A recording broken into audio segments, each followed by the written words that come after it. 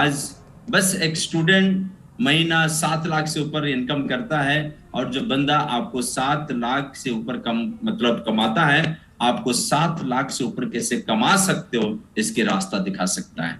तो let us welcome today speaker, right, the great human being, the great leader, the great motivator, एक national level leader, trainer, Mr. Sudhir Pradhan sir, our honorable triple black diamond director, Mr. Sudhir Pradhan sir. And Sudhir Pradhan sir, now the screen is yours, right? Now, hello. हाँ जी, Sudhir ji, over to you. Welcome to today's session. Over to you. Thank you very much, sir. Thank you very much, sir.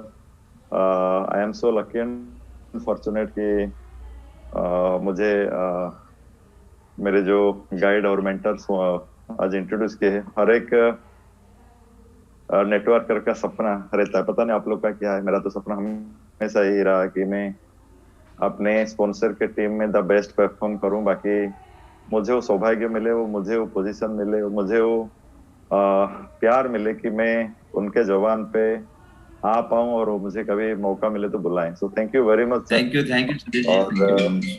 Thank you very much sir. और आज यहाँ पे अगर हूँ तो पूरे credits मेरे जो लाइनअप स्पॉन्सरिंग गाइड मेंटर को जाता है।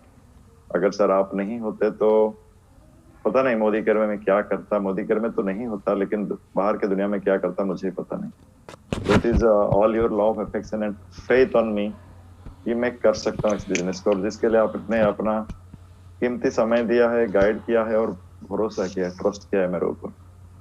तो thank you very much sir. दोस्तों, मेरा नाम सुधीर कुमार प्रधान है। इस बिजनेस को बड़े लगन के साथ, बड़े प्यार के साथ, बड़े डेडिकेशन और विश्वास के साथ इस बिजनेस को मैंने किया। और जिस दिन ये बिजनेस को करने को मैंने ठान लिया था, मतलब दैट डे मेरा एक नया जन्म हुआ मोदी केयर में और मेरे जिंदगी का कामयाबी में। और दैट डे से लेकर आज तक मैं कभी पीछे मुड़ के नहीं देखा। और इस बिजनेस में जब मैं बिजनेस को आया था, मेरे पास सपने थे कि मैं लाखों रुपया कमाऊं। और जो मेरा प्रीवियस प्रोफेशन था, जहाँ पे मेरा फार्मा प्रोफेशन था, जहाँ पे मैं बहुत मेहनत कर रहा था और बहुत पसीना बहा रहा था और पैसा उस वक्त कमा रहा था, ठीक ठाक था, लेकिन उसमें इसलिए मैं खुश नहीं था कि समय मुझे बिल्कुल नहीं था और मुझे नहीं लग रहा था कि मैं फ्यूचर में जाके उस बिजनेस के जरिए से कुछ कर पाऊं, मैं मेरे जिंदगी का सपने को पूरा कर पाऊं। ये सबसे बड़ा दिक्कत था। इसलिए मैं अपॉर्चुनिटी की तलाश में था कि क्या ऐसा कुछ है जहां से मैं अपनी जिंदगी को बदल सकता हूँ।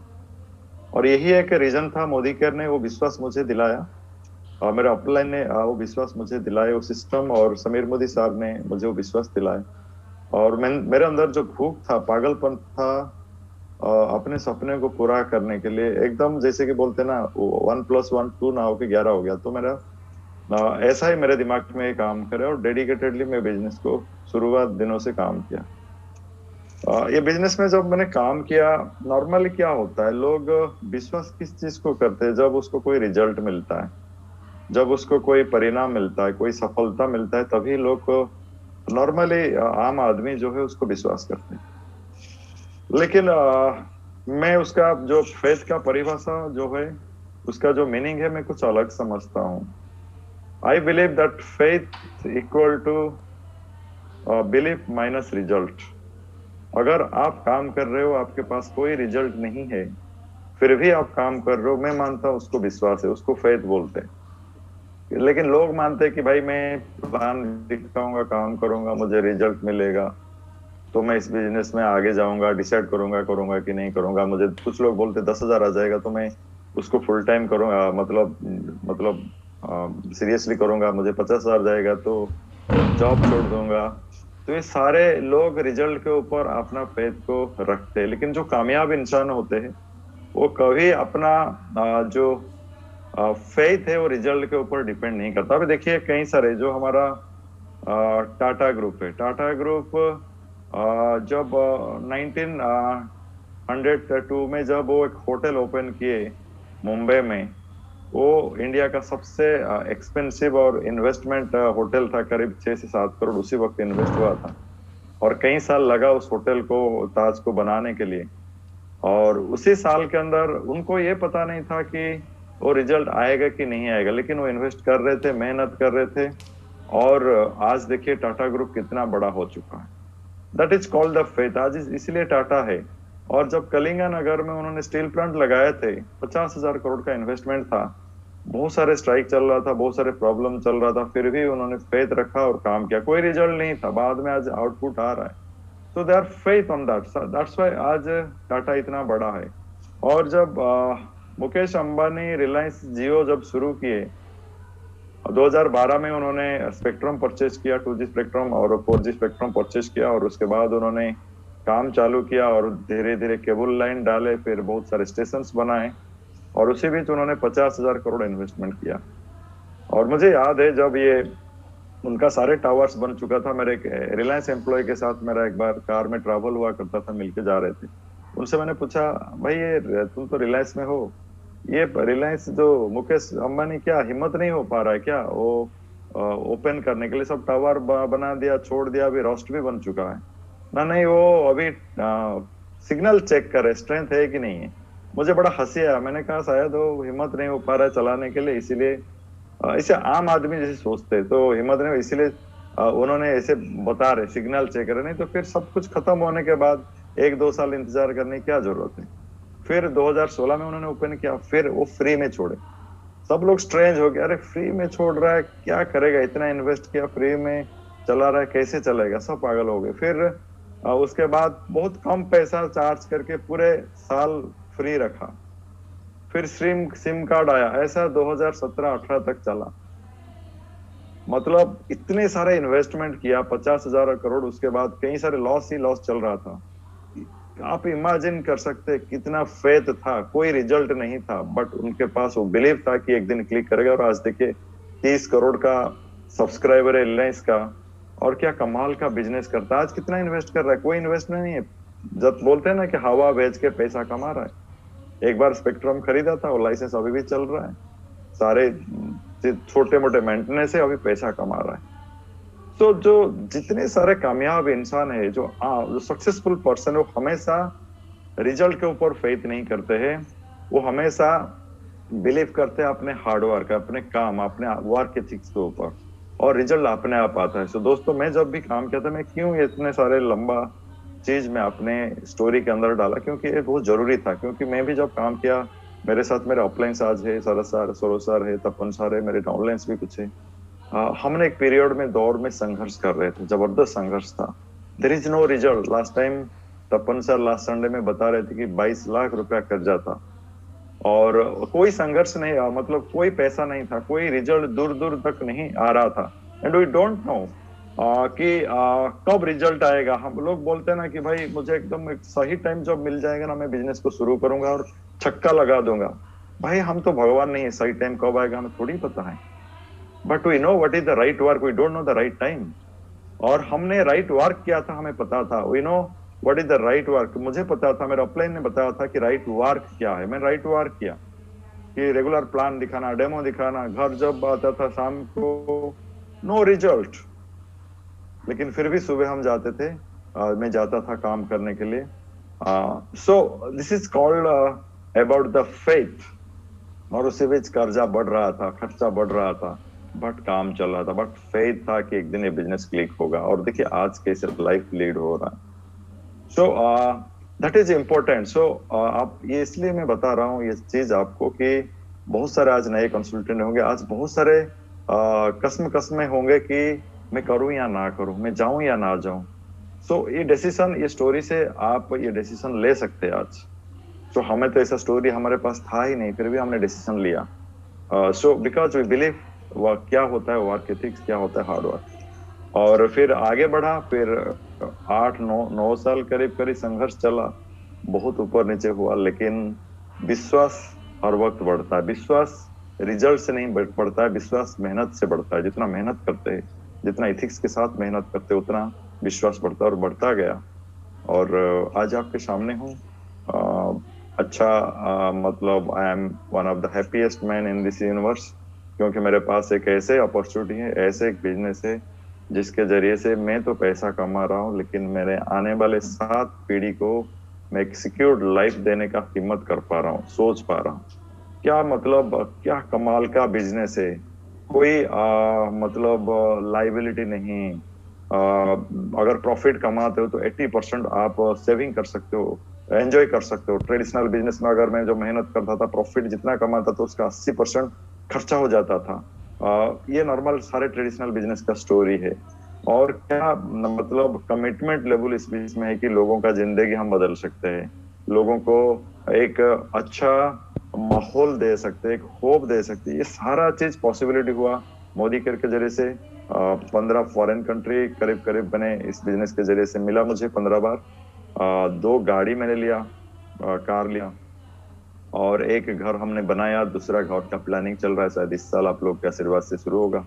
And this is the process. कि ये ऐसा नहीं कि हमारा फाइनल ड्रीम हाउस होगा, ये जस्ट द मतलब एक प्रोसेस है। और आज ये भी खुशी लग रहा है, आज बहुत सारे लोग टीम में काम कर रहे हैं। जो सपना था कि आर्मी में जाऊं या नेवी में जाऊं या एयरफोर्स में जाऊं, देश के लिए कुछ काम कर पाऊं, लेकिन वो तो सपना पूरा नहीं हुआ। लेकिन जब वो नहीं हो पाया, फिर देश के अंदर रह के कुछ करूं, बाकी लोगों को मदद कर पाऊं। तो I think this is the perfect opportunity for me, for my life. क्योंकि मेरा सपना भी यही था कि मैं कुछ करूं अपने देश के लिए, अपने इकोनॉमी के लिए, अपने लोग के लिए जिसको मैं प्यार करता हूँ। So I got the opportunity, and thank you very much, Samir Modi sir and my all the clients, कि आपने सही तरीके से मुझे गाइड किया और अपॉर्चुनिटी दिया। सो ये कुछ छोटा सा मेरा स्टोरी था। अभी मैं आपसे रिक्वेस्ट चाहूंगा कि मैं छोटा सा पीपीटी आज बनाया हूँ, उसको आपके सामने शेयर करूँ just a minute. Yes, okay, yes. अभी आ रहा है? दिख रहा है। Yes, sir. Thank you sir, thank you very much sir, thank you sir. So take responsibility of your work ethics. दोस्तों, बोलते ना कि जिंदगी में चाहे हमारा सिचुएशन कुछ भी हो, लेकिन हर चीज हमें खुद ही करना पड़ता है। कोई ऐसा नहीं कि हमारे पास आएगा और हमें हमारे लिए सब कुछ कर देगा और उसी के वजह से हमारा सब कुछ हो जाएगा। So this is not that life, ऐसा नहीं चलता है। तो हमें अपना रेस्पॉन्सिबिलिटी लेना बहुत जरूरी है। लेकिन वो वर्क एथिक्स के बारे में जानने से पहले मैं फर्स्ट जानना चाहता हूँ कि first you know your dreams and goals. क्योंकि अगर आप अपने ड्रीम्स एंड गोल्स को अगर आपको पता नहीं है, आप जानते नहीं हो, तो फिर वर्क एथिक्स के बारे में आप कैसे जाओगे? So without this difficult to know your work ethics, मतलब बिल्कुल मुश्किल है। तो पहले हमें हमारा सपना क्या है हमें फाइंड आउट करना बहुत जरूरी है। क्योंकि जिंदगी में जो भी आज हम है, कहीं ना कहीं एक दिन इस सपने के वजह से था, या हमारा ये चॉइस था कि हम यहाँ तक आए। और ये बिजनेस में भी अगर आपको आगे बढ़ना है या कुछ करना है, तो आप अपना ड्रीम्स को डिफाइन करना पड़ेगा। और जब आपका ड्रीम्स आपको फाइंड आउट हो जाता है, या जो चीज आपके दिल के करीब है, जिस चीज आज आपके पास नहीं लेकिन आप चाहते हो, या फिर कभी आप कहीं पे जाते हो, किस चीज को देखते हो, आपके दिल में एक पल के लिए मन आता है कि मेरे पास ये चीज हो, तो हो सकता है ये भी आपका ड्रीम है। या आपका ऐसे कुछ जरूरत है जो आज आप पूरा नहीं कर पा रहे हो, वो भी आपका ड्रीम हो सकता है। कोई भी आपका ड्रीम हो सकता है जो अभी तक आपने अचीव नहीं किया। तो इस चीज को आपको डिफाइन करना है और उसी को आपको अपने गोल में कन्वर्ट करना है। So goal must be accompanied with your visualisation. अगर आपके पास गोल, आपका ड्रीम हो गया और आपने उसको गोल फिक्स किया, और उसके साथ अगर आपका विजुअलाइजेशन नहीं है इस गोल के लिए, अगर हर रोज रात को इस गोल को अगर आप देख नहीं पाते हो, इस गोल के बारे में हर रोज आप आंख खोल के अगर महसूस नहीं कर पाते हो, तो ये गोल आपको अचीव करना शायद आपके लिए इम्पॉसिबल हो जाएगा। क्योंकि हर एक गोल आपको तभी कामयाब होता है जब उसको आप विजुअलाइज करते हो। जब आप क्यों विजुअलाइजेशन होना जरूरी है? क्योंकि गोल को जब आप विजुअलाइज करते हो, ये आपको मोटिवेट करता है काम करने के लिए। आपको सुबह उठा था, भले ही आप कितना थके हारे सोए, लेकिन सुबह आपको उठता है, पुश करता है कि जाओ फील्ड में प्लान दिखाओ, जाओ डेमो दिखाओ, जाओ प्रोस्पेक्टिंग करो, जाओ ट्रेनिंग मीटिंग अटेंड करो। आज बिल्कुल आपको रिजल्ट नहीं मिला, फिर कल सुबह ये गोल जब विजुअलाइज करते हो रात को, फिर सुबह ये गोल आपको पैशनेटली एनकरेज करता है कि आप कुछ करो। और चीख चीख के वो आपके दिमाग में बोलेगा कि मैं इंतजार कर रहा हूँ आपके जिंदगी में आने के लिए, मुझे रास्ता दो, मुझे बहुत सारे प्लान दिखाओ, मुझे बहुत सारे ट्रेनिंग मीटिंग कराओ, बाकी मैं आपके पास आ सकूं, मुझे बस रास्ता दिखाओ। और जब ये गोल को आप विजुअलाइज नहीं करोगे, जैसे कि आप खाने का समय तो हो चुका है लेकिन अभी भी पेट भरा हुआ, जैसे एक स्टोरी है ना कि जहाँ पे अकबर ने एक बहुत बड़ा खाने का अरेंजमेंट किया था और पूरे देशवासियों को बुलाया था, और उसमें बीरबल भी साथ में थे, और अकबर बीरबल को बहुत मानते थे। बोले कि भाई बीरबल आज खाना कैसा बना है? हाँ ठीक है, अगर वो होता तो बहुत बढ़िया होता। मैं क्या होता, मतलब हमने इतने सारे पकवान बनाए हैं, बहुत सारे रसम बनाए हैं, बहुत सारे स्वीट्स बनाए हैं, बहुत जबरदस्त था ना। तो फिर बीरबल बोलते काश वो होता तो बढ़िया होता। उन्होंने बोला बहुत सारे तरह तरह के बिरयानी हमने बनाया, कितना बढ़िया था वो बिरयानी। फिर बीरबल बोलते काश वो होता। तो अकबर को गुस्सा आ गया और पूछा कि भाई बार बार बोलते हो काश वो होता, मतलब क्या चाहिए और आपको इस खाना अच्छा लगने के लिए? तो बीरबल बोलता काश मेरे पेट में भूख होता तो मुझे बहुत अच्छा लगता। मतलब कहने का मतलब है, ये जो भूख है ना, ये तब पैदा होता है जब आप उसको विजुअलाइज करते हो, और वो आपको पागल कर देगा, आपको बैठने नहीं देगा। सो डेफिनेटली आप अपने ड्रीम को फाइंड आउट करिए, अपने ड्रीम को गोल में कन्वर्ट करिए, और उसको अपने विजुअलाइजेशन में हर रोज आपके आंखों के सामने रखिए। जैसे अपने बच्चा अपने आंखों का तारा होता है, तो ये सपने भी आपके बच्चे ही है। So your goal must be run with action. और सबसे बड़ा इंटरेस्टिंग बात है, जब आपका गोल विजुअलाइजेशन होता है वो एक्शन मोड में लाता है, और अगर गोल एक्शन के साथ रन नहीं करता है तो गोल आपका कभी पूरा नहीं होगा। एंड एक्शन को कैसे आप सही कर सकते हो, या एक्शन कैसे ले सकते हो, जब उसको आप डेली अपॉइंटमेंट में कन्वर्ट करते हो। क्योंकि अगर आपको बहुत बार लोग बोलते हैं मंथ स्टार्टिंग में गोल फिक्स कर लेते, मैं ये करूंगा वो करूंगा, और मंथ आते खत्म होते होते वो भूल ही जाते हैं कि मेरा कोई गोल था। और ऑफलाइन उनको पूछते हैं कि भाई तुम्हारा गोल क्या हुआ इस महीना, जो तुम डायमंड टारगेट रखे थे? बोलेगा हाँ जाऊंगा, लेकिन अंदर ही अंदर सोचते कि कहाँ होगा सर, मैं नहीं जाने वाला हूँ, मैं काम नहीं कर रहा हूँ। So this is the thing जहाँ पे नॉर्मली ये होता है, और ये ऑफलाइन को भी पता हो जाता है। क्योंकि जो फर्स्ट वीक में क्या करना है, बहुत सारे वॉल्यूम बनाना है, बहुत सारा एक्शन करके बहुत सारा वॉल्यूम बनाना है, और लास्ट वीक में फेथ रखना है। लेकिन ना हम फर्स्ट वीक में वॉल्यूम बनाते ना लास्ट वीक में फेथ रखते, कोई भी काम हम नहीं करते।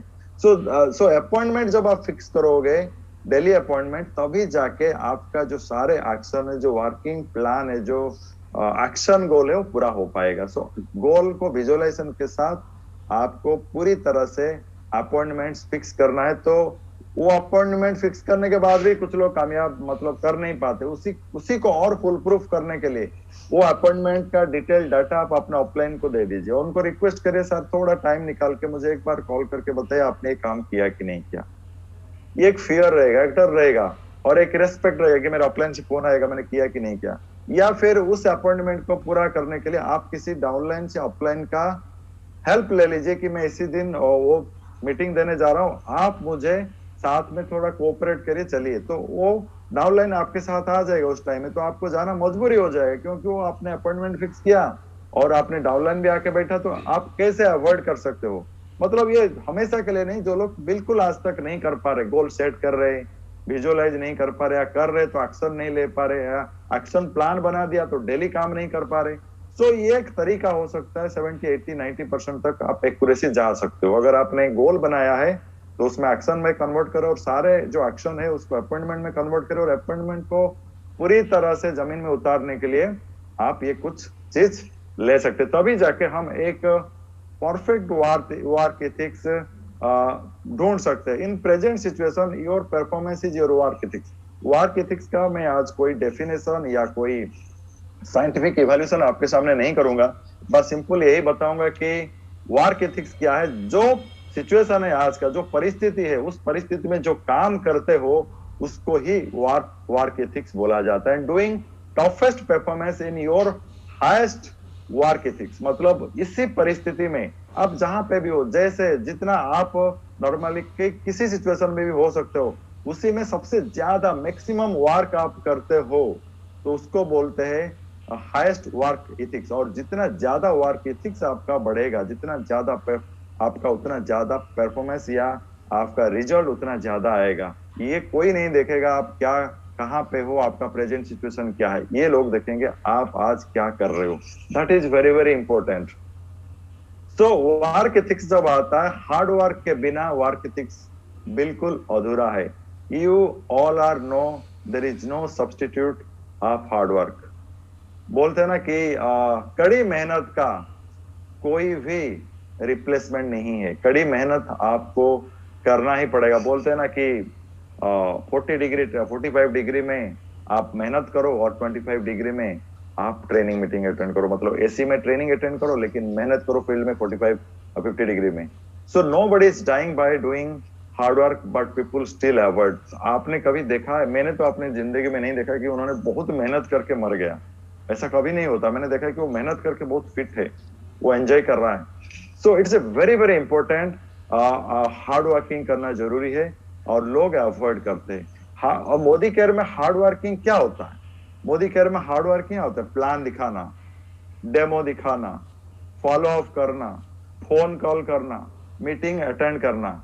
हार्ड वर्क तो एक्चुअली अगर देखा जाए तो कौन करता है? जो चाइना एंड इंडिया बॉर्डर में जो इंडियन सोल्जर आज खड़े हैं -40 डिग्री सेंटीग्रेड में, जिनका जो अंगुली होता है वो सीधा भी नहीं कर पाते। 2-3 दिन तक तो उनको खाना ठीक से नहीं मिलता तो कुछ ड्राई फ्रूट्स मिल जाता है, या ऐसे जैसे आप घर में बैठ के हरा भरा खाना खाते हो उसी तरह उनको खाना भी नहीं मिलता है। But they are fighting, they are really doing hard work. और हम ऐसे हार्ड वर्क नहीं करते, हम जस्ट प्लान दिखाना, डेमो दिखाना, इसके लिए भी लोग डर जाते हैं। Many people have dream but lot of excuse। बहुत सारे लोग के सपने हैं, बोलते मेरा ये सपने है वो सपने है, और वो कभी कभी चिपकाते भी अपने मतलब वॉल पे सपना, डायरी भी बना लेते ड्रीम बुक्स, और बोलते मैं सब करता हूँ लेकिन होता नहीं है। ये सिंपल एक्सक्यूज है। कोई बोलता है कि सर मेरा जॉब है, मेरे बिजनेस में प्रेशर है, कोई बोलता है अभी मेरा बच्चा छोटा है, कोई बोलता है मैं किसी को नहीं जानता हूँ। दोस्तों आपका जॉब अगर है, आपके जॉब में आप बहुत बिजी हो, तो इसमें हम क्या कर सकते हैं? ऑफलाइन क्या कर सकता है? सिस्टम क्या कर सकता है? कुछ कर सकता है उसमें? कुछ नहीं कर सकता है। बिजनेस प्रेशर है, उसमें ऑफलाइन क्या कर सकता है? ऑफलाइन का क्या गलती है उसमें? बच्चे छोटे हैं, मुझे तो अभी भी याद है, मुझे बहुत हंसी आता था। मैं किसी के घर में गया, प्लान दिखाना, बोला कि सुधीर मुझे बिजनेस बढ़िया लगा, प्रोडक्ट आप दिए वो भी अच्छा लगा, मैं बचपन में ये चाहता था, पढ़ाई के टाइम में ये चाहता था, शादी के सब भूल गया लेकिन ड्रीम पूरा करना चाहता हूँ, लेकिन मेरा बेटा अभी छोटा है, 3 साल का बच्चा है, मैं कैसे काम करूं? मैंने भी मान लिया क्योंकि नया नया मैं काम कर रहा था। बोला कि तुम्हारा भैया जो है कुछ नहीं करते घर का, उनका ऑफिस अच्छा है तो ये अच्छा है, और वेजिटेबल खरीदने से लेके सास ससुर सब कुछ देखना पड़ता है। फिर 1 साल के बाद गया उनके घर में और एक बच्चा, तो मैंने कांग्रेचुलेट किया, वो खुश हुए कि सुधीर अच्छा लगा, बहुत दिन के बाद तुमने आया। फिर मैंने एक सवाल पूछा, जो सवाल से उनको बहुत बुरा लगा, चिढ़ गए मेरे ऊपर। मैंने क्या भाभी, जब मैंने उस वक्त आपके सपने के बारे में पूछ रहा था कि बोलते कि टाइम नहीं है, बहुत बिजी है, क्या करूं, ये हुए मैं चाहता हूं करना, और मेरा बच्चा छोटा है, अभी उस वक्त आपका पास टाइम नहीं था, अब दूसरा बच्चे के लिए कहां से टाइम लेके आओगे? तो बोले क्या फेंक दूं मैं? मैंने कहा नहीं नहीं, ये नहीं बोला, नहीं आप ही खुद ही बोल रहे थे, मतलब आप ही खुद बोल रहे थे, आज आप ही खुद उसको डिनाई कर रहे हो। तो उनके कुछ आंसर ना, मतलब इसी तरह का हम लोग अपने लाइफ में एक्सक्यूज करते। कुछ लोग बोलते कि आई डोंट नो एनीबॉडी। दोस्तों इसका कोई सोल्यूशन नहीं है। मैं जब वाइजैक में आया था, विशाखापट्टनम में, मेरा यहाँ पे कोई जान पहचान नहीं था। जितना सारा टीम वाइजैक से आज मेरे देखेंगे 5-6 टीम है, सारे नए लोग हैं, एवरीबॉडी इज न्यू। ओके, मेरे जो डाउनलाइन से दीपिका एंड नीलम जी, उन्होंने उनको कुछ लोग पता थे लेकिन उनके पास लैंग्वेज पता नहीं था, लेकिन उन्होंने वो बिजनेस को यहाँ पे बिल्ड किए। सो बिजनेस को बिल्ड करने के लिए, सारे चीज को बिल्ड करने के लिए आपके पास स्ट्रॉन्ग मतलब वर्क एथिक्स होना चाहिए, वो हार्ड वर्क होना चाहिए, उसके ऊपर आपको बिलीव करना चाहिए, क्योंकि आपको ही इस चीज को करना पड़ेगा। And if there is there anybody will do your daily activities, कोई आपका डेली एक्टिविटीज कर सकता है? हो सकते हैं, आप इंजीनियर हो सकते हैं, डॉक्टर्स हो सकते हैं, प्रोफेशनल्स हो सकते हैं, हाउसवाइफ हो सकते हैं, बिजनेस पर्सन हो सकते हैं या स्टूडेंट हो सकते हैं। You will only appreciate by your performance. आप सिर्फ और सिर्फ आपको अप्रिशिएट किया जाएगा जब आप परफॉर्मेंस करोगे। That is the truth of this world. मैं बोलूंगा भाई, मैं जब ये बिजनेस में ज्वाइन किया, आप तपन सर को कभी पूछ सकते हैं कि मैं सही बोल रहा हूँ या गलत बोल रहा हूँ। मेरे पास खाने के लिए भी समय नहीं था। मैं सुबह 6 बजे करीब उठता था, 7 बजे आके मैं अपना जो फार्मेसी था उसको ओपन करता था, दोपहर को पढ़ाई के लिए जाता था, फिर लॉन्च अपना खुद का देखता था क्योंकि बैचलर में रहता था, अकेला रहता था। उसके बाद फिर 4 बजे सोने को भी 1 घंटा ठीक से नहीं मिलता था, शाम को 4 बजे फिर ओपन करता था, रात को 10 बजे, और उसी बीच में पढ़ाई भी करता था, बुक्स, ये सारा चीज मेरा चल रहा था। तपन सर जो पहली बार मेरे पास मिले आके, तो मैं चाहता था बात करने के लिए, लेकिन मैं बात भी नहीं कर पाता था क्योंकि लगातार कोई ना कोई बीच में आता था और जिसको मैं अवॉइड नहीं कर सकता था। सो मैं क्या बोलूं, मैं क्या एक्सक्यूज बोलूं ये कि सर मेरे पास टाइम नहीं है, मैं क्या करूं, आपने तो खुद ही देखा मैं कितना बिजी रहता हूं। ये अगर रोता तो आज मेरे पास ये लाइफ कभी नहीं होता। सो आई डिसाइड कि ये मेरा लाइफ है, ये मेरा ड्रीम्स है। मुझे काम करना पड़ेगा। मैंने हार्ड वर्क शुरू कर दिया। हार्ड वर्क मतलब क्या है? 6 बजे उठता था, 4 बजे 4:30 बजे उठना शुरू कर दिया। 5 बजे से लेके 7 बजे तक 1 घंटा वहां से मैंने कट किया। 5:30 से लेके 7 बजे तक मैंने प्लान दिखाता था। मैंने लोगों के घर में ठंड के मौसम में जाता था जहाँ पे आप बिलीव नहीं करोगे, लोग मैंने तो कई प्लान ऐसे दिया है कि वो सोते हैं, मैं जब जाके घर नॉक करूंगा वो सो के रहे होंगे और वो मुझे देख के उठाएंगे, फिर मुंह साफ करेंगे और फिर बैठेंगे। क्योंकि मेरा थोड़ा स्ट्रॉन्ग कनेक्शन था, वो मना भी नहीं कर पाते थे। फिर क्योंकि मेरा जो कॉन्फिडेंट इतना था, मेरा विश्वास इतना ज्यादा था, मुझे वो सुबह है या क्या है वो दिख नहीं रहा था, मुझे प्लान दिखाना था और प्लान भी मुझे अच्छी तरह नहीं आता था और प्लान दिखाया। ऐसा शुरुआत। और दोपहर को मैंने जो पढ़ाई कर रहा था उसको छोड़ दिया और लॉन्च को थोड़ा फटाफट कर दिया। वो 3 घंटा टाइम निकला। रात को 9:30 से लेके 11-12 बजे तक मैंने प्लान दिखाया, because this is my life. ये मेरा लाइफ है, मुझे ही उसको ठीक करना है और मेरे सपने को मुझे ही पूरा करना है। सो थिंग इज दैट कि हमें बोलते हैं ना, शरीर चाहे टूटा है या फूटा है, कितना भी तकलीफ में है, मरते तक अपने शरीर को खुद ही उठाना पड़ता है, कंधा देने के लिए कोई नहीं आता है। So this is the truth.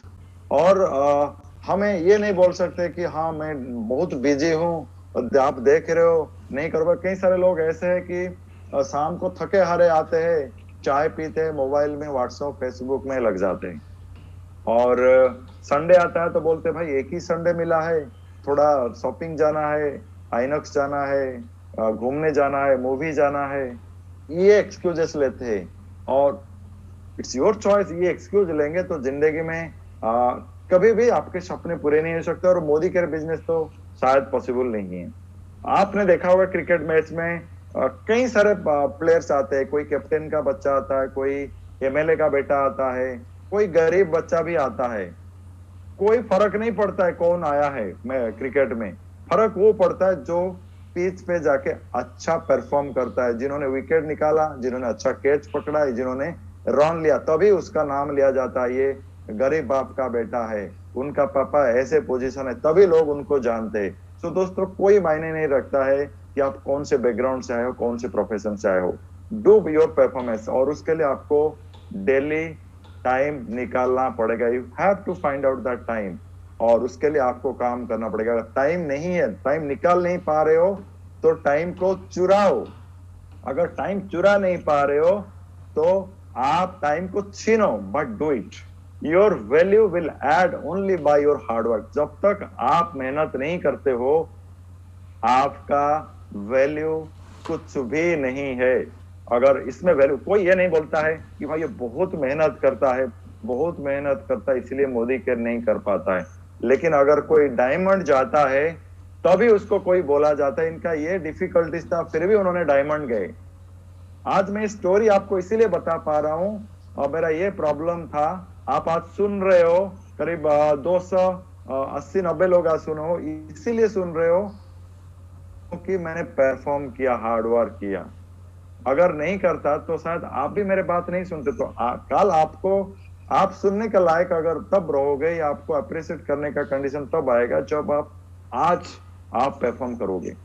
So your potential highlighted after reading hard work. जब तक आप हार्ड वर्क नहीं करते हो, आपका पोटेंशियल कुछ नहीं। आपके आपके कितना पोटेंशियल है कोई मायने नहीं रखता। मैं इतना टैलेंटेड हूं, मैं ये हूं वो हूं, उसका कोई मायने नहीं रखता है।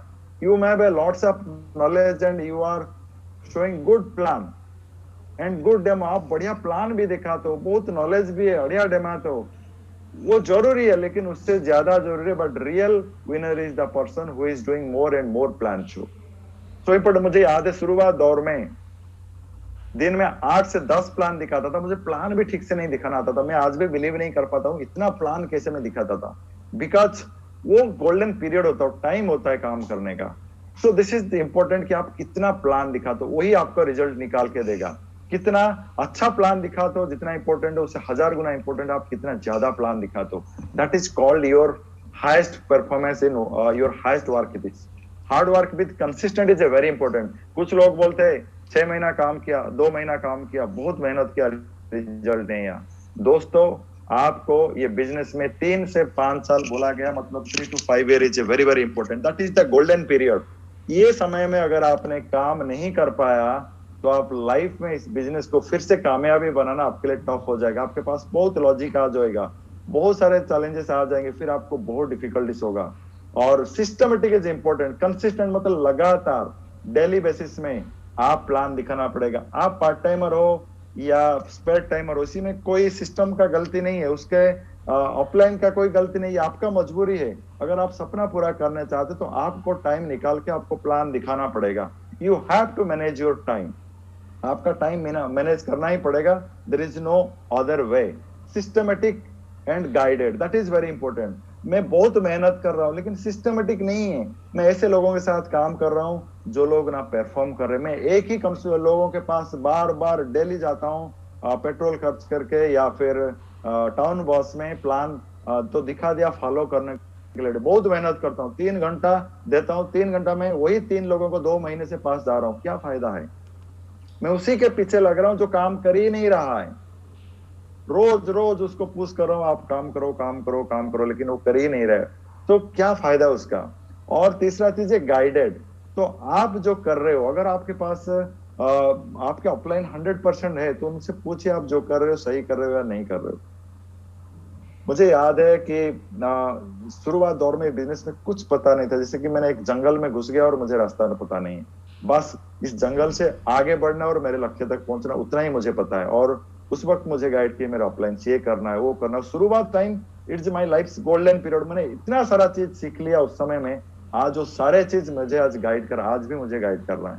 That is the finest time. जो फास्ट 3 ईयर होता है ये सबसे बढ़िया होता है और इससे बेहतर कुछ नहीं होता। आप मिसाइल्स देखें, मिसाइल वार में सबसे ज्यादा इंपॉर्टेंट रोल प्ले करता है मिसाइल। आज इजराइल इतना फेमस है बिकॉज मिसाइल के वजह से। आज इंडिया को चाहे पाकिस्तान हो या चाइना इसीलिए डरते हैं क्योंकि जो ब्रह्मोस मिसाइल है इतना खतरनाक और इतना प्रिसाइज्ड, इतना गाइडेड, इतना सिस्टमेटिक मिसाइल है, वो कमाल का होता है। और उनको बनाने के लिए हमारा जो टैलेंटेड इंजीनियर थे, बहुत हार्ड वर्क किए, टैलेंटेड थे लेकिन बहुत हार्ड वर्क किए और इसीलिए वो मिसाइल बना। तो हमारा भी जो हार्ड वर्क इसी तरह होना चाहिए, मिसाइल की तरह होना चाहिए, कंसिस्टेंट, सिस्टमेटिक एंड गाइडेड, कि हम 3 से 5 साल इस बिजनेस में कामयाब बनाने के लिए एनफ है।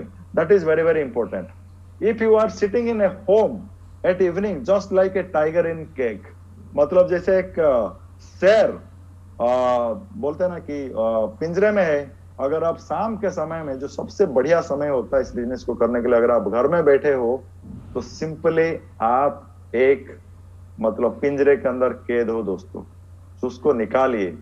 रात को 10 बजे से अगर घर आप वापस आ जाते हो तो फिर क्या हार्ड वर्क है, क्या वर्क एथिक्स से आप क्या काम करो, कुछ ही नहीं कर रहे हो। अगर रात को घर आते वक्त आपका शर्ट अगर पसीना से भीगा नहीं हुआ है तो आपने क्या काम किया है, क्या मजा है इस बिजनेस का। अगर आपको आपके हाथ में अगर वो पेन का इंक नहीं लगा हुआ है, अगर आपके हाथ में उजाला का इंक नहीं लगा है तो आपने क्या काम किया है। रात को आके जब आप डिनर खाते हो, कितना भी आप साबुन लेके हाथ धोते हो, फिर भी स्टेरिक्लीन का जो खुशबू नहीं जाता है तो फिर आपने क्या काम किया है। तो दोस्तों ये चीज होना चाहिए। जब ये होता है ना तो एक सेल्फ सेटिस्फेक्शन आता है, एक सेल्फ इमेज बढ़ता है। बोलते हैं ना कि बिजनेस में ज्वाइन करना एक चीज है और बिजनेस को करने के लिए डिसीजन लेना दूसरा चीज है, और बिजनेस को करके उसमें 2, 4, 5 हजार 10 हजार कमाना तीसरा चीज है। लेकिन बिजनेस को करके उसको बड़ा बिजनेस करना और कामयाब बनाना, वो सेल्फ इमेज आपके अंदर होना चाहिए। और जितना आप मेहनत करोगे उतना ज्यादा आपके अंदर वो सेल्फ इमेज बढ़ेगा, और जितना ज्यादा सेल्फ इमेज बढ़ोगे वो बिजनेस को उतना बड़ा आप कर पाओगे। सो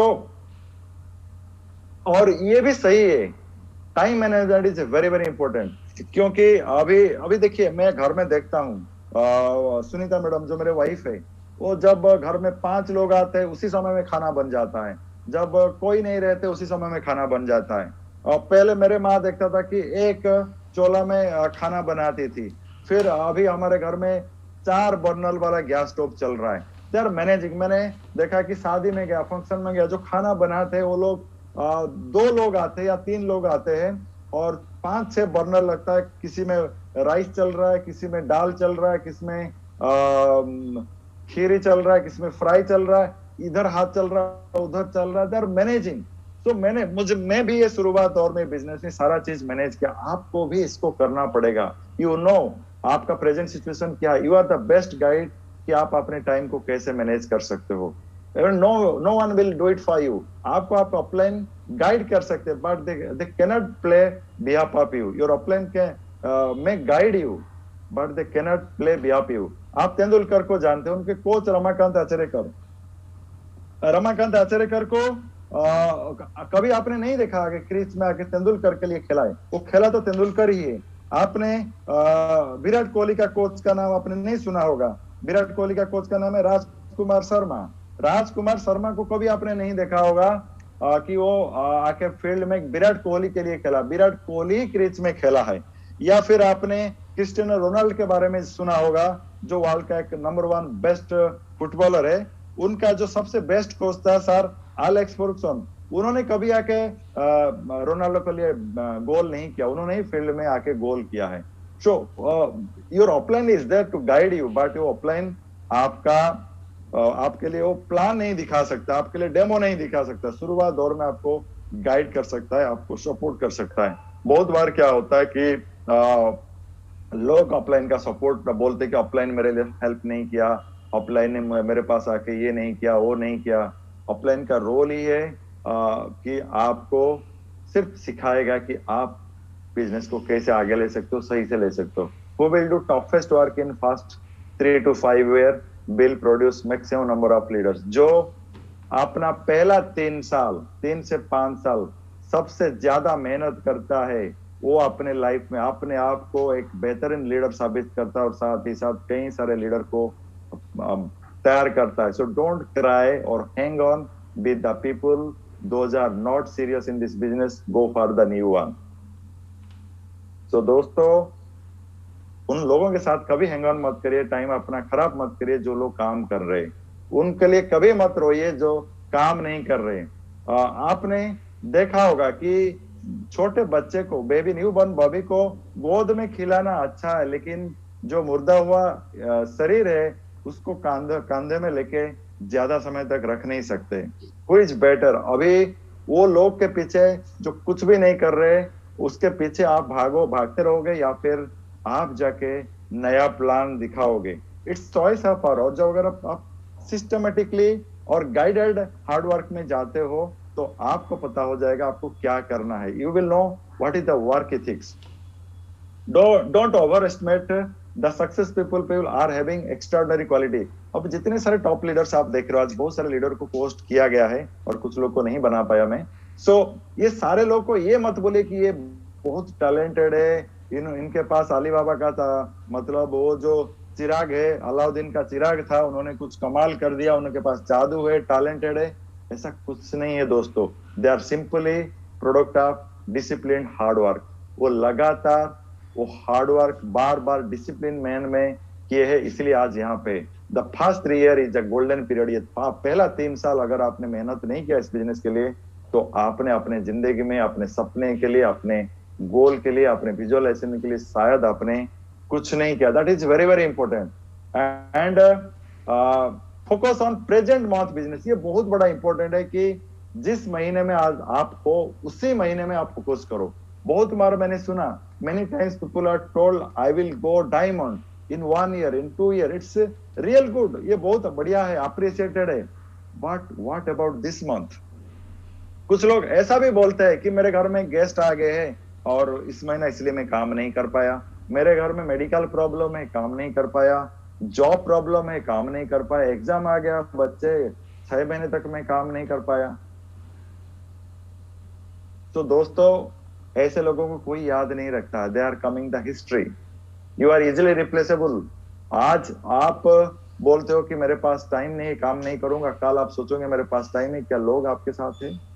क्या लोग आपके लिए इंतजार करेंगे? क्या जो डाउनलाइन या जो टीम बनाए थे वो क्या आपको इंतजार करेंगे कि आपका बच्चे का एग्जाम खत्म होगा फिर आप आओगे फिर काम शुरू करोगे? क्या सिचुएशन है? What is your present situation as per that you manage? मुझे याद है मैं एक महीना काम कर रहा था, अचानक 25 तारीख को मेरा एक्सीडेंट हो जाता है और उस महीना मेरा पहला मंथ एमरोल डायरेक्टर का था। जबरदस्त एक्सीडेंट है, मुंह फट गया है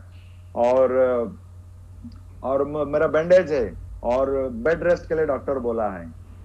तो सिचुएशन यही है। मैं बोल सकता था कि भाई ट्रूली मैं बेड रिटर्न हूँ, ये हूँ, लेकिन मैंने अपना फोन उठाया, डाउनलाइंस को कॉल करके घर में बुलाया, 5 दिन कैसे काम करना है, क्या करना है, और उसी महीना मेरा पहला मंथ था एमरोल टाइटल का, ब्रेक का फर्स्ट मंथ था।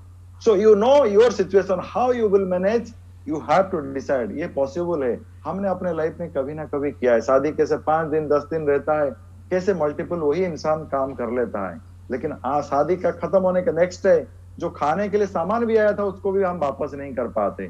सो it's all about our choice, हम कर सकते हैं, हम वही इंसान है। सो ये चीज आपको प्लान करना पड़ेगा, टाइम मैनेजमेंट करना पड़ेगा कि आप कैसे करोगे। Do you know mister sir Mo Farah? आप उनको शायद नहीं जाने होंगे। आपने do you know Usain Bolt? मैं पूछना चाहूंगा जितने सारे कोस्ट है कितने लोग मोफ्रा को जानते? मोफ्रा, हेलो सर, मेरा पीपीटी दिख रहा है? हाँ दिख रहा है, दिख रहा है सर। हाँ। बहुत सारे लोग शायद मोफ्रा को नहीं जानते हैं।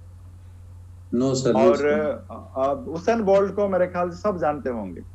Yes sir. Yes, Usain Bolt runner थे, मतलब चैंपियन थे, 100 मीटर, 200 मीटर और 400 मीटर में वो चैंपियन थे। उसेन बोल्ट को, सुधीर जी, उसेन बोल्ट को उन्होंने मदद किया था ना खेलने के लिए, उनका दोस्त था वो। Yes sir, yes sir, yes sir.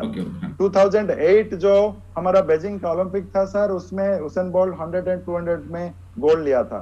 2012 में लंदन ओलंपिक के फिर से उन्होंने 100, 200 और 4x100 में भी गोल्ड लिया और 2016 में भी 100, 200 और 400 में गोल्ड लिया। उनको हम जानते हैं, लेकिन हमने स्टार मोफ्रा को नहीं जानते, क्योंकि मोफ्रा ने भी ओलंपिक में गोल्ड लिया है। लंदन ओलंपिक 2012 में गोल्ड लिया है, London Rio de Janeiro Olympic 2016 में गोल्ड लिया, लेकिन गोल्ड लिया है 5000 एंड 10,000 मीटर रेस में। तो दैट इज द डिफरेंट। क्योंकि हमें आज लोग पसंद करते 2020 क्रिकेट को, आज कोई पसंद नहीं करता है देखने के लिए जाके हम क्या मतलब टेस्ट मैच को। So if you will perform for this month, will definitely you will go by diamond. तो अगर इस महीना आप परफॉर्म कर रहे हो तो डायमंड जा सकते हो। अगर इस महीना अगर आप परफॉर्म नहीं कर रहे हो तो डायमंड जाने का चांसेस पैदा ही नहीं होता है। Will definitely will go diamond. Days are made by hours. हमें पता है दिन एक एक घंटे से बनता है और वीक एक एक दिन से बनता है और मंथ एक एक वीक से बनता है और साल एक एक मंथ से बनता है। अगर हमें साल को, if you want to make your year beautiful, then focus on your days. अगर हम अपने पूरे साल को ब्यूटीफुल करना चाहते तो हर एक घंटा और हर एक घंटे का हर एक दिन हमें ब्यूटीफुल करना चाहिए। सो if you want to go diamond, then focus on daily activities. That is very very important. आप आज क्या काम किए हैं, that is important. वो डिपेंड करता है कि आप डायमंड जाओगे या नहीं जाओगे, लेकिन हम डायमंड जाएंगे, डायमंड जाएंगे, डायमंड जाएंगे बोलते रहते, लेकिन वी आर नॉट फोकसिंग कि इस महीना मुझे क्या करना है, और इस महीना मुझे क्या काम करना है, और मुझे इस महीना परफॉर्म करना है। Because leaders are born from plan show. क्या पता आपका एक प्लान कोई एक लीडर इंतजार करके आपका एक बड़ा सा लेक बन जाएगा। क्या पता और एक प्लान आपका लाइफ बदल सकता है। क्या पता और एक प्लान किसी और का लाइफ बदल सकता है। ये तभी हो पाएगा जब हर एक रोज हम अपना फोकस में रखेंगे कि इस आज मैं बेस्ट करूंगा। हो सकता है मैंने काल बेस्ट किया, कि मैं काल मैंने एक बढ़िया सा वर्कशॉप किया, जबरदस्त वर्कशॉप किया, वो कल था, लेकिन आज फिर मुझे सर बोले कि नहीं आज आपको प्रेजेंट करना। मैंने कहा आज भी मैं कोशिश करूंगा द बेस्ट दूं, बिकॉज आज भी जरूरी है और कल भी एक मीटिंग है, कल को भी वो मीटिंग मुझे करना इंपॉर्टेंट है, जरूरी है। So everything, every moment, every day is very important. और अगर ये चीज नहीं होता है सो हम कहीं ना कहीं मिसिंग करते। जैसे कि रामायण में जटायु, आप जानते हो कि जटायु सीता को रावण चोरी करके लेने का संदेश राम को दिए थे, और हनुमान जी जिन्होंने लंका में जाके पहली बार ठाप करके आए कि सीता माया वहां पे है पंचवटी वन में, और विभीषण वो भी काम किया कि रावण का सारे वेद आके बताए, और जो नल एंड नील थे वो भी जो सेतु बना है, जो जिनको बोलते विश्वकर्मा का बेटा, उनको पता था कि सेतु कैसे बनाना है समुद्र के ऊपर, उन्होंने सेतु बनाया, उसको नल सेतु भी बोला जाता है। तो सारे चीज का इंपॉर्टेंट रोल रहता है, हर एक प्लान इज इंपॉर्टेंट। जैसे कि रामायण में हर किसका, जटायु, हनुमान, विभीषण और नल एंड नील, सबका इंपॉर्टेंट रोल रहता है। इवन दो कि हमारा जो छोटा सा जो स्मॉल एनिमल था वो भी इंपॉर्टेंट रोल प्ले किया, because leaders are born from each and every plan.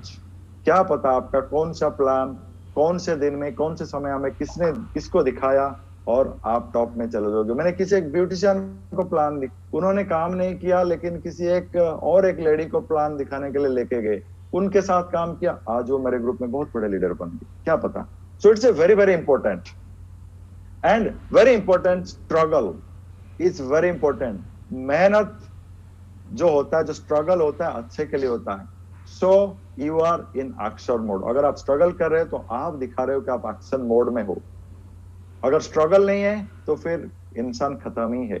आपने सी एंड डेजर्ट के बारे में पता है, सी में फ्लोरा एंड फोना रहते हैं, जो छोटे छोटे मतलब चीज है, जीव और जो है वो पैदा होते हैं, क्योंकि सी में वेव्स है, वो स्ट्रगल है, उसमें लहर आता है, लेकिन डेजर्ट में कोई लहर नहीं, ऐसे मिट्टी पड़ा रहता है, इसलिए कोई उसमें फ्लोरा एंड फोना ग्रो नहीं करता है। सो वही लोग आगे बढ़ते हैं जो मेहनत करते हैं, जो काम करते हैं, जो आज पे बिलीव करते हैं और आज परफॉर्म करते हैं। Don't hide yourself. आपने आपको छुपाइए मत। एक छोटा सा स्टोरी यहाँ पे मैं शेयर करूंगा। एक बार क्या हुआ, एक चिड़िया ने बैठा था, उसके ऊपर किसी ने टट्टी कर दिया, तो ऊपर देखा तो और एक चिड़िया बैठा था।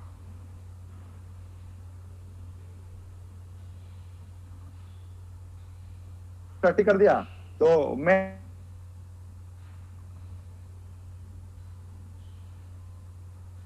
सुनने के बाद ऊपर वाला चिड़िया जो था वो बोला, तू जानता है मैं कौन हूं? कौन है ना, मेरा मांस जो खाएगा वो चक्रवर्ती बन जाएगा। तो इस समय में एक धोबी सुन रहा था, बोला कि अरे वाह, हम कितना मेहनत कर रहे कहीं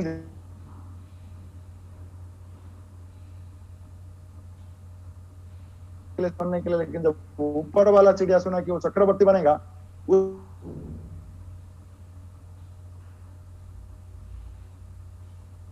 और खाने के लिए प्लान किया। तो उसी वक्त जो धोबी का जो बीवी थी बोली कि तू खाना खाएगा तो सो जाएगा, पहले तू क्या कर, पहले तू जो जितने सारे कपड़े हैं उसको धो ले, फिर वो खाना।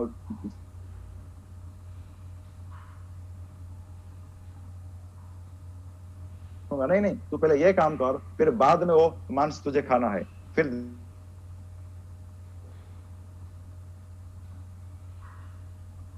तो इस बारिश से जो मटके में मांस था, जो करी था, मटन करी था, वो बह गया। जब बह गया, जोर से बारिश हुआ, वो बहने लगे और कई सारे लोग, घर सब तबाही होने लगा। और राजा ने क्या किया, सारे सैनिक को लेकर बचाने के लिए निकलने लगा।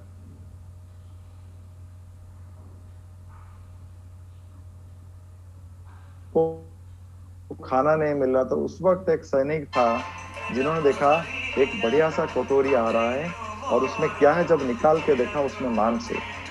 उसको जबरदस्त भूख था और वो मांस को खा लिया। और खाने के बाद कुछ दिन चला गया, वो फ्लड खत्म हो गया, सब कुछ खत्म हो गया, फिर देश वापस चले गए। कुछ दिन में एक अचानक एक दूसरा राजा आ गया और उसके ऊपर हमला कर दिया। तो फिर राजा प्रिपेयर्ड नहीं था, तो सारे सैनिक के साथ हमले में चले गई। और जब हमले में चले गए, हमला चल ही रहा था, वो जो सैनिक था जिन्होंने मांस खाया था, वो राजा को बोला कि सर ऐसा करिए, आप राजा होके रहोगे हाथी के ऊपर, तो आपको जो अपोजिट है वो आपको अटैक करके मार देंगे। आपके प्लेस में मैं आ जाता हूं और मारेंगे तो मुझे मारेंगे, आप मेरा बेस ले लीजिए और मैं हाथी का जो क्या बोलते चालक, हाथी का चालक बन जाता हूं। और वो हाथी चला रहा था और पीछे वो राजा हाथी चला रहा था, पीछे सैनिक राजा होके बैठा था। तो अपोजिट सैनिक, जो दुश्मन सैनिक जो थे, राजा थे, देखा कि अरे यार हाथी तो बहुत जबरदस्त आ रहा है, बहुत सारे लोग को मार रहा है।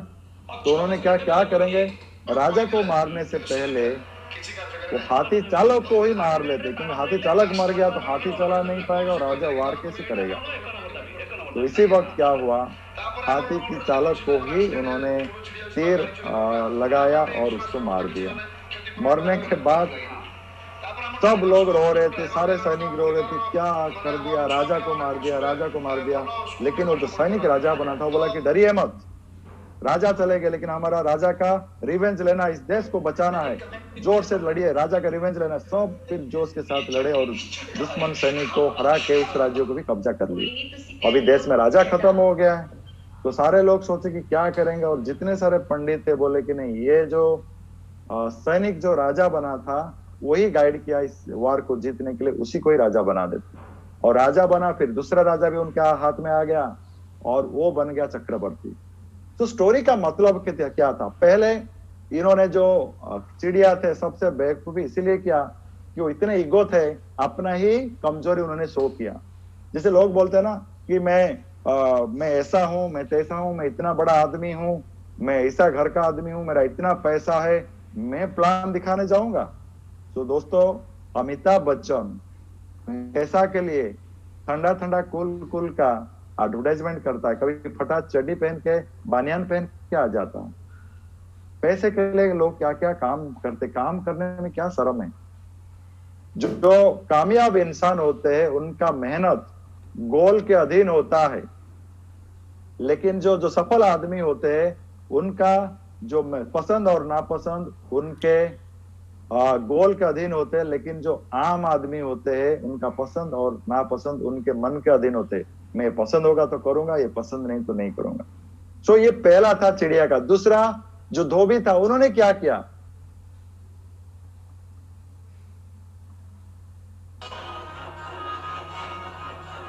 तो तुरंत वो रानी और राजा दोनों मिलके उसको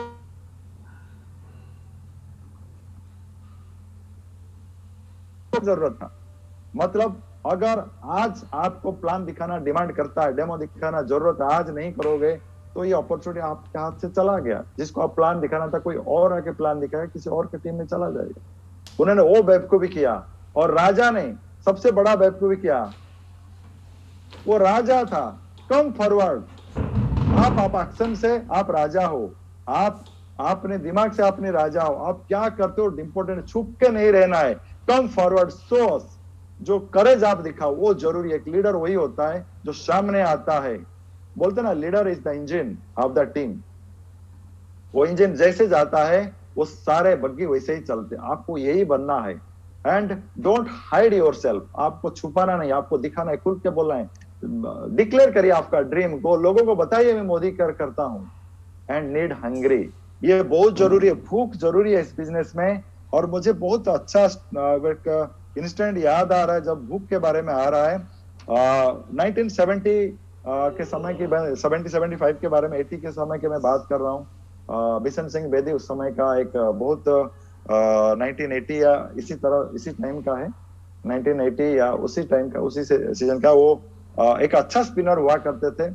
और एक सीरीज चल रहा था और इंडिया पाकिस्तान का सीरीज, जहां पे वो विकेट नहीं निकाल पा रहे थे और बिशन सिंह बेदी को कोई हटा भी नहीं पा रहा था। 250 से ज्यादा विकेट था उनके हाथ में और कैप्टन ऑफ द टीम थे, तो इतना बढ़िया था, लेकिन वो सीरीज में इतना खराब परफॉर्म किए तो मजबूरन उनको हटा दिया गया।